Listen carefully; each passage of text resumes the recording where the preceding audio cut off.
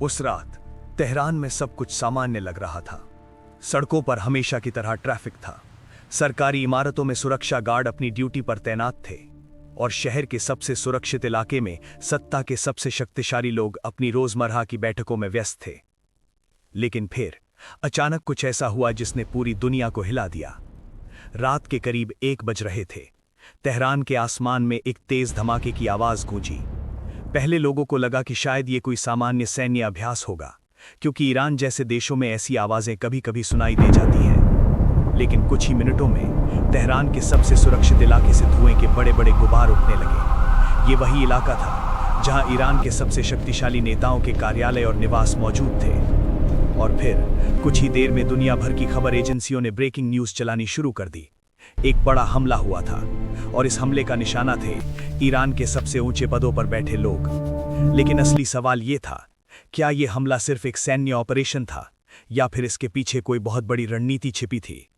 और सबसे बड़ा सवाल, आखिर कैसे दुनिया के सबसे सुरक्षित समझे जाने वाले लोगों में से कुछ इस हमले में मारे गए? आज की इस कहानी में हम उसी रहस्य को समझने की कोशिश करेंगे। ये सिर्फ एक हमला नहीं था, ये आधुनिक युद्ध की सबसे जटिल रणनीतियों में से एक का उदाहरण था और इसे समझने के लिए हमें थोड़ा पीछे जाना होगा।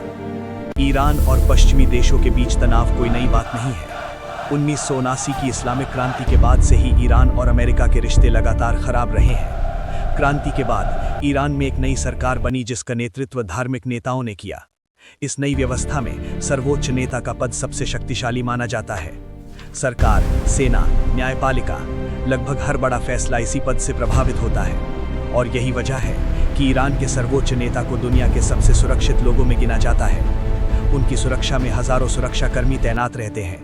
उनके ठिकाने लगातार बदलते रहते हैं और उनके आसपास के इलाके में हवाई सुरक्षा की कई परतें मौजूद होती हैं। ऐसे में किसी भी दुश्मन के लिए सीधे उन तक पहुंचना लगभग असंभव माना जाता है। लेकिन आधुनिक युद्ध में सीधी ताकत से ज्यादा खतरनाक होती है रणनीति। हमले से कई हफ्ते पहले कुछ अजीब घटनाएं होने लगी थीं। ईरान के कई सैन्य रडार सिस्टम अचानक कभी कभी कुछ सेकंड के लिए बंद हो जाते थे। तकनीकी टीम इसे सामान्य तकनीकी समस्या मान रही थी, लेकिन असल में कहीं न कहीं कोई बड़ी तैयारी चल रही थी। कई रक्षा विशेषज्ञ बाद में कहते हैं कि ये साइबर और इलेक्ट्रॉनिक जासूसी का हिस्सा था। हमले से पहले दुश्मन ये समझने की कोशिश कर रहा था कि ईरान की एयर डिफेंस सिस्टम कैसे काम करती है, कौन से रडार सबसे मजबूत हैं और किस समय कौन सी सुरक्षा सबसे कमजोर होती है। ये जानकारी किसी भी बड़े सैन्य ऑपरेशन के लिए बेहद महत्वपूर्ण होती है।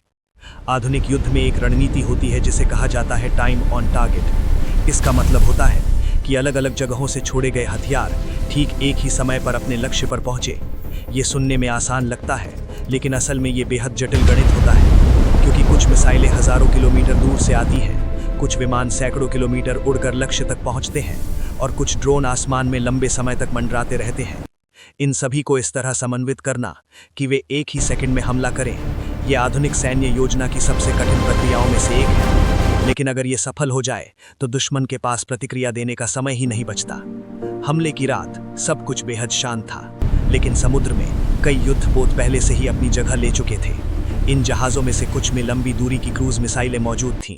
जैसे ही आदेश मिला, इन मिसाइलों को लॉन्च कर दिया गया। ये मिसाइलें जमीन के बेहद करीब उड़ती हैं। इसका फायदा ये होता है कि रडार उन्हें आसानी से पकड़ नहीं पाते। कुछ ही मिनटों में दर्जनों मिसाइलें अपने लक्ष्य की ओर बढ़ रही थीं।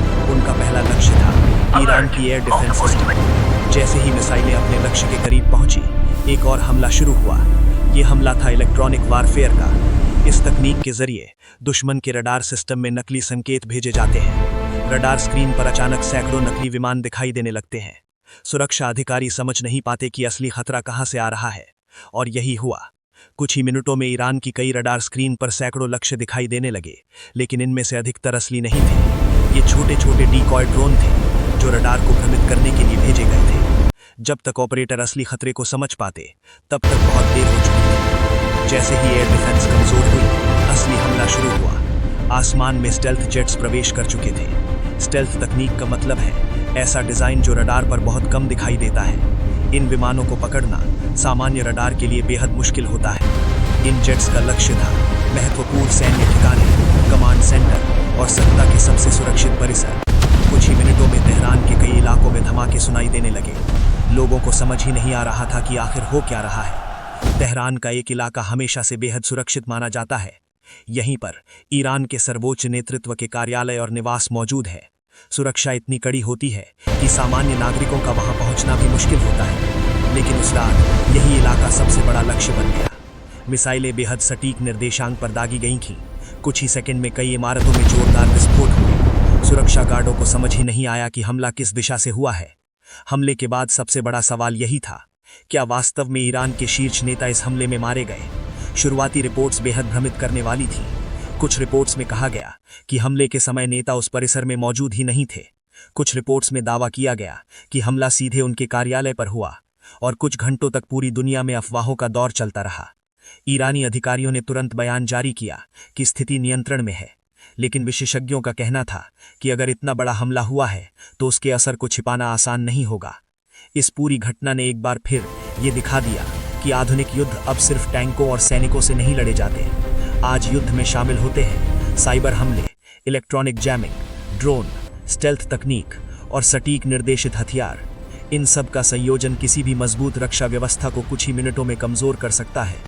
हमले के बाद पूरा मध्य पूर्व तनाव में आ गया। कई देशों ने अपने एयर डिफेंस सिस्टम सक्रिय कर दिए, सैन्य ठिकानों की सुरक्षा बढ़ा दी गई, और दुनिया के कई देशों ने दोनों पक्षों से संयम बरतने की अपील की, क्योंकि अगर ये संघर्ष बढ़ता तो इसका असर सिर्फ एक देश तक सीमित नहीं रहता, पूरा क्षेत्र युद्ध की आग में घिर सकता था। इस पूरी घटना से दुनिया को एक बड़ा सबक मिला। सुरक्षा सिर्फ हथियारों से नहीं होती। तकनीक, जानकारी और रणनीति आज के युद्ध में सबसे बड़ी ताकत बन चुकी है, और यही वजह है कि दुनिया के कई देश अब साइबर सुरक्षा और इलेक्ट्रॉनिक युद्ध क्षमता पर भारी निवेश कर रहे हैं। उस रात तेहरान में जो हुआ वो सिर्फ एक हमला नहीं था, वो आधुनिक युद्ध की एक बेहद जटिल और खतरनाक झलक थी, जहां मिसाइलें, ड्रोन और साइबर तकनीक कुछ ही मिनटों में पूरी शक्ति संतुलन बदल सकती हैं। लेकिन सबसे बड़ा सवाल अभी भी बाकी है, क्या ये घटना भविष्य के बड़े संघर्ष की शुरुआत थी, या फिर ये सिर्फ एक चेतावनी थी कि आने वाले समय में युद्ध का चेहरा पहले से कहीं ज्यादा खतरनाक होने वाला है? दुनिया अभी भी इसका जवाब ढूंढ रही है। Hey everyone, please subscribe and share this video. It really helps me out. Thank you.